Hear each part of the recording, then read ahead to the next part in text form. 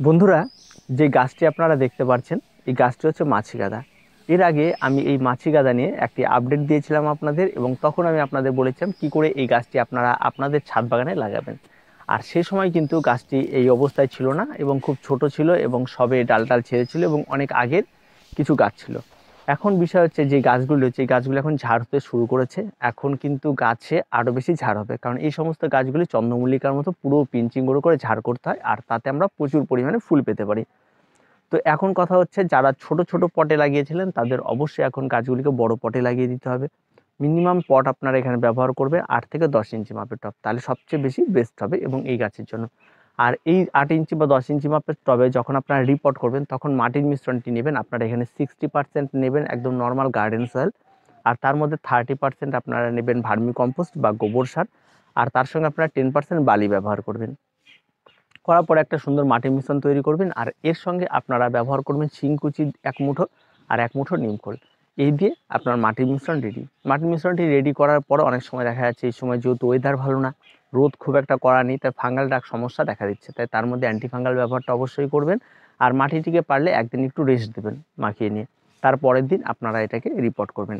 আর report করার সময় যে পট থেকেই করবেন সেই পটের যেই মাটিতে গাছটি সেট ছিল সেই মাটিটি যেন কোনো রকমই গাছের রুট থেকে আলাদা না হয়, একদম সুন্দরভাবে জাস্ট তুলে নিয়ে বসিয়ে দেওয়া, এইভাবে আপনারা রিপোর্টটা করবেন। হয়ে গেল এই রিপোর্ট। এবার তারপরে আসে গাছের পরিচর্যা। প্রথমে বলে রাখি এই গাছ কিন্তু ফুল সানলাইট পছন্দ করে, তাই আপনারা যেখানে এই গাছটিকে রাখবেন সেখানে যেন ফুল সানলাইট পড়ে সে সমস্ত জায়গা আপনাকে বেছে নিতে হবে। বেছে নিয়ে সেই সমস্ত জায়গাতেই কিন্তু এই গাছটাকে আপনাকে রেখে দিতে হবে। তারপরে আপনার করবে এবার ওয়াটারিংয়ের ক্ষেত্রে অবশ্যই আপনাকে মেনে চলতে হবে। তার কারণ হচ্ছে এই গাছ কিন্তু অতিরিক্ত জল একেবারে পছন্দ করে না, এবং আপনাকে প্রতিদিন গাছে জল দিতে হবে অল্প অল্প করে। আর অবশ্যই ওয়েদার যদি খারাপ থাকে আপনাকে গাছের মাটিটি দেখে নিতে হবে কী অবস্থা।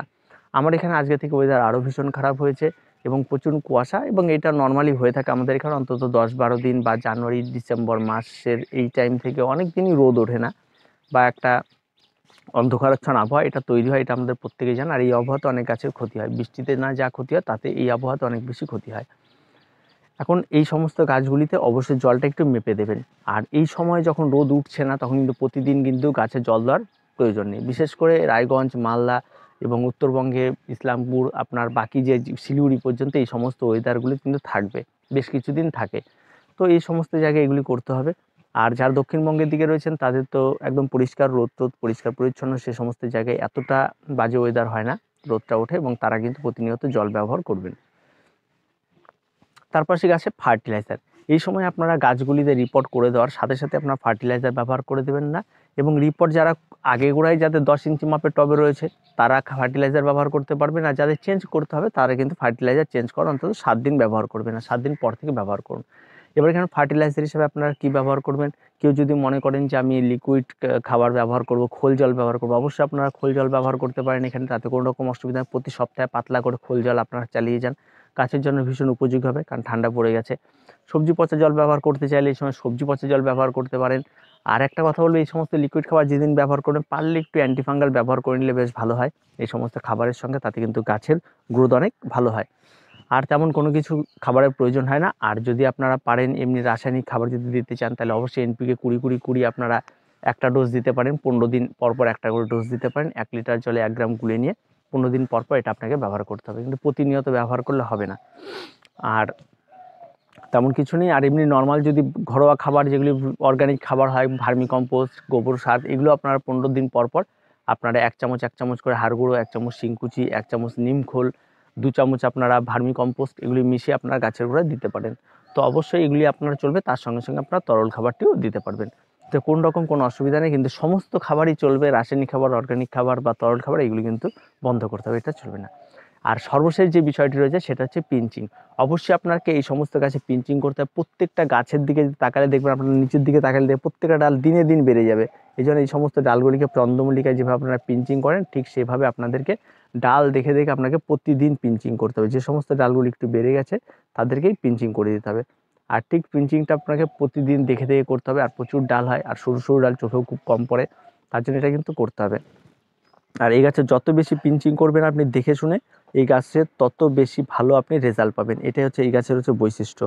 তাই আপনাকে অবশ্যই পিঞ্চিংটা কিন্তু প্রতিদিন করতে হবে, প্রত্যেকটা ডাল দেখে দেখে আপনাকে পিঞ্চিং করে দিতে হবে। আর পিঞ্চিংয়ের নির্দিষ্ট কোনো সময় নেই, যখন আপনার যে ডালটা মনে হবে বড় হয়ে গেছে সেই ডালটা সাথে সাথে আপনি কেটে দিন জাস্ট, আর কোনো কিছু করতে হবে না। এবং প্রত্যেকটা গাছে এই কাজটি আপনারা করে যান, আর গাছের গ্রোথ খুব ফাস্ট হয় মাছি গাদা। আর গাছের গ্রোথ কোনো রকম কোনো স্লো গ্রোথের গাছ নয় যে অনেক সময় লাগবে, অনেক দিন লাগবে, এমন কোনো বিষয় নেই, ফটাফট গ্রোথ নিতে থাকে। আপনি পিঞ্চিং করে দেওয়ার 7 দিনের মাথায় দেখবেন আবার ডালে ভরে গেছে। তো গাছে যদি খাবার ঠিকঠাক থাকে তাহলে ভরে যাবে, আর তেমন কোনো কিছু নেই। আর গাছটি অত্যন্ত ভালো গাছ, আর যদি সেরকম লেভেলে করতে চান, কম্পিটিশান লেভেলের মতো প্রচুর ঝাড় করতেন, তাহলে অবশ্যই পিঞ্চিংটি মাস্ট। আর পিঞ্চিং করার পরে কিন্তু আজকে ডিসেম্বর মাস, জানুয়ারি মাস দেখলে এই গাছের রূপ চেঞ্জ হয়ে যাবে, মানে এত ফাস্ট গ্রোথ করে। তো অবশ্যই প্রত্যেকে এই কাজগুলি করুন। আর তেমন কোনো কিছু নেই, খুব সহজ সরল পরিচর্যা, এটা একটা গাছ, এই মানে মাছি গাদা, আর দেখতে অত্যন্ত সুন্দর লাগে। তো প্রত্যেকেই করতে পারেন, আর যারা এখনও করেননি তারা এখনও সময় আছে, অবশ্যই করতে পারেন। এটা খুব সহজ পরিচর্যার একটি গাছ, নতুনরাও করতে পারেন। আর এই সময়ে এসে এই কাজগুলি আপনারা করুন, দেখবেন আপনাদের কাজগুলো অনেক ভালো হবে। আর যাদের গাছ ঝাড় হয়নি তারা খুব তাড়াতাড়ি এই সমস্ত দিকে ধ্যান দিন, পিঞ্চিংয়ের দিকে ধ্যান দিন, গাছের সাপোর্টের দিকে ধ্যান দিন। অবশ্যই গাছে কিন্তু একটা সাপোর্টও দিতে হবে, যে পড়ে না যায়, এই ব্যাপারগুলো দেখতে হবে। এই বিষয়গুলিতে ধ্যান দিন, দেখবেন আপনাদের গাছগুলো অনেক বেশি সুন্দর হয়ে উঠবে। তো আর মাছি গাদা নিয়ে কিছু বলার নেই এই সময়, এরপরে একেবারে ফুল টুল ফুটলে আপনাদের দেখানো হবে যে কী অবস্থায় দাঁড়িয়েছে গাছগুলি। তো ভিডিওটি আজকে এ পর্যন্তই। ভিডিওটি ভালো লাগলে অবশ্যই লাইক, শেয়ার এবং কমেন্ট করুন, আর আমাদের চ্যানেলটিকে অবশ্যই সাবস্ক্রাইব করুন।